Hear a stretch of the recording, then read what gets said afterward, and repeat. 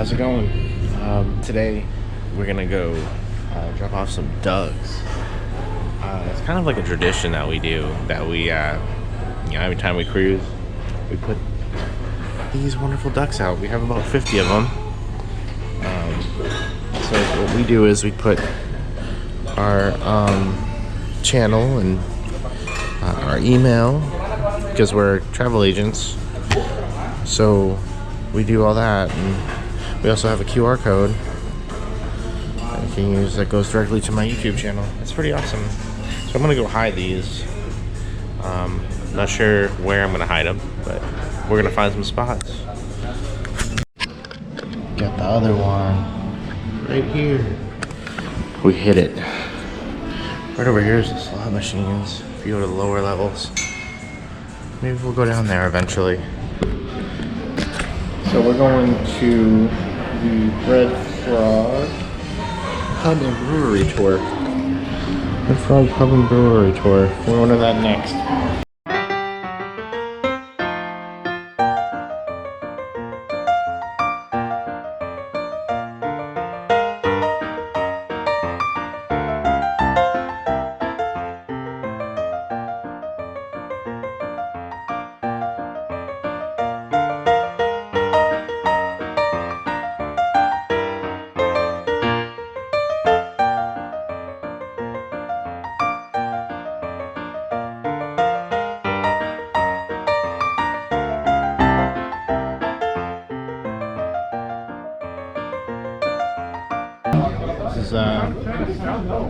This is a stout. Oh, that's good. That's real good. So, we're going to try that out of the tank. We're all drinking buddies. I'm sure we aren't going to fight. There's more than enough beer for everyone. So we'll just come in table by table. Now, this is a true, real, live brewery. It means there's chemicals, pressures, temperatures. There's things in here that are very dangerous. Please don't touch when we go inside. I will let you touch some things, just not all of them. If you guys want to take pictures of yourself pouring out of the tank, I encourage it. Alright. So this is our brew house. This is where every little drop of alcohol, except for the red, was made that you guys have drank today. Right here. It's a real brew house. I will be brewing tomorrow. Tomorrow's Roatan now. I'll be brewing tomorrow. I'm going to be brewing some Caribbean wheat. So feel free to come by and see all of this in action, everything that we're about to talk about right here. This is a 125-gallon brew house. My tanks back there are 250 gallons, which means everything that we're about to talk about gets done twice in order to fill one of those tanks up. Okay? Now, up here, it's about a 12 to 14-hour day, sometimes more, depending on the beer. Once it's in that tank, it'll sit there for about 3 weeks. This is the sugar production. Okay, that's all we do up here. There's no alcohol up here. You can't get drunk up here no matter how much you may want to. The place with more doors, more locks, and more cameras is the place where the alcohol is, right? Keep that in mind, okay? Everything starts over here in this guy. This is our mash tun. So it's 6:30 tomorrow morning. I'm gonna take those big old bags of grain, right, of the Caribbean wheat, that grain recipe that I have, and I'm going to mix it all with some water. Make a big old pot of oatmeal, bright and early. This is going to start that conversion process, starches into sugars, making it sweet. If I was a distiller, I would be done, because this is where my sugar is done. Like, I already have my sugar, and add my yeast. But as a brewer, those grains, the grain hulls, the husks, all that stuff, they don't really make good flavors. So I got to separate them. And plus, you guys don't want to chew on your beer, right? Either. Unless it's a stout. So what we'll do is I'll pump my entire oatmeal mixture over to this guy. And if you look at the bottom here, you'll see kind of like a false bottom filter, a sieve, however you want to call it.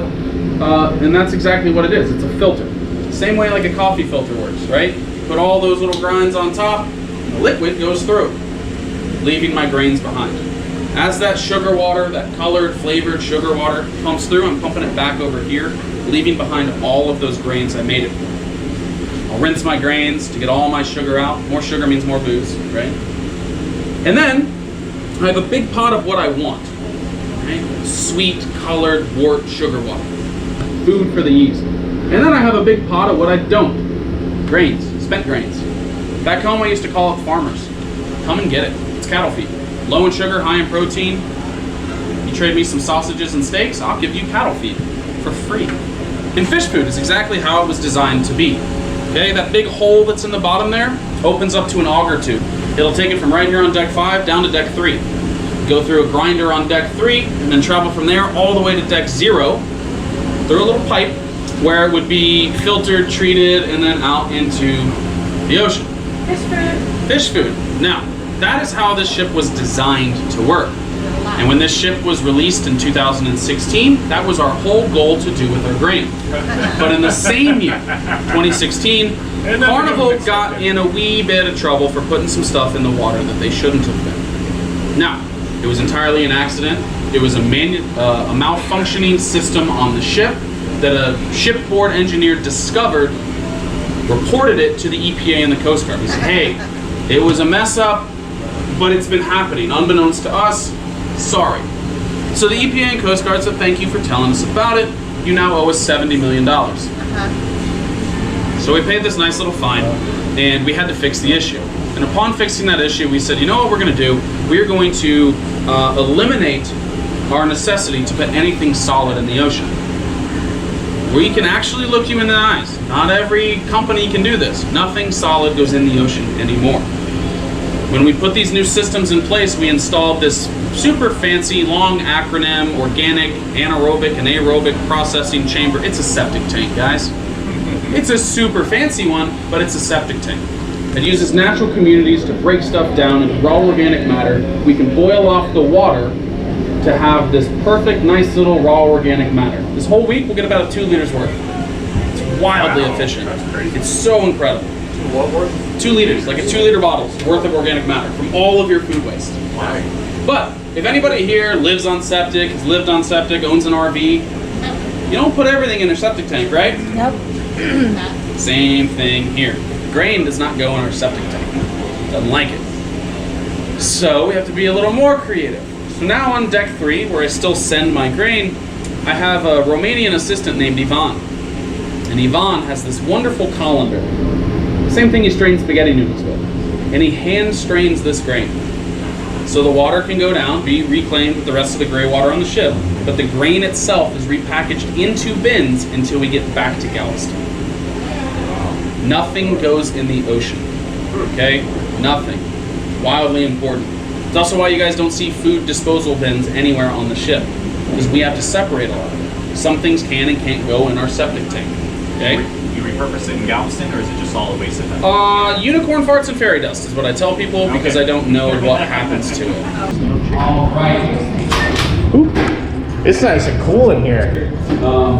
This is our sort of dirty blonde.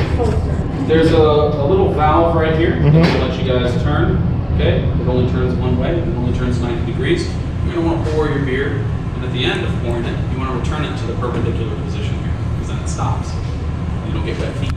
Now, this tank is under quite a bit of pressure, which is why there's all these loops and everything. You don't want to go all the way open. Otherwise, you're going to get all foam, it's going to splash, it's going to be awful.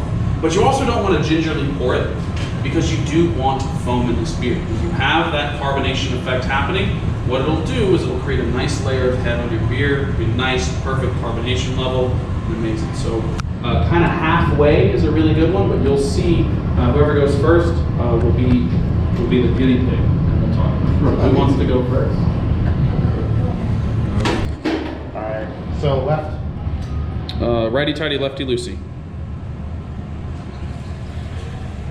Oh, yeah. Straight from the tank is amazing. Wonderful. So, just came back from the tour, from the RedFrog Pub and Brewery tour. Man, you get a lot of information. Lots of information. We also got a certificate. Check out this cool certificate. So, I learned a lot that, you know, as a avid beer drinker, I learned quite a bit about, like, what's behind each type of beer, and, you know, between stouts and pilsners, and IPAs. It's definitely something, if you're interested in doing, it's really cool. And as you're learning from the brewmaster, they'll bring you out like a picture of different types of beer, whatever they're talking about. So they'll have a conversation about IPAs. They'll bring out an IPA and you'll test it. You'll try it out and taste it and taste test. Something I definitely recommend. I tried some new types of beer that I didn't know that I would like. They did have a sour I didn't much care for. To each their own. I mean, everybody has a different palate than others. I would definitely do it. Again, yeah, I can't read his name, but it's right here. He's on the Carnival Vista right now, and yeah, I would if you are an avid beer drinker, or you've always wanted to do a tour of like a brewery. $25. I feel like I drink $25 worth of beer alone, and then you're getting all that cool, fun facts and information. So yeah, check it out. That's pretty much it. There'll probably be more clips here and there, but yeah, that's pretty much it. Until then.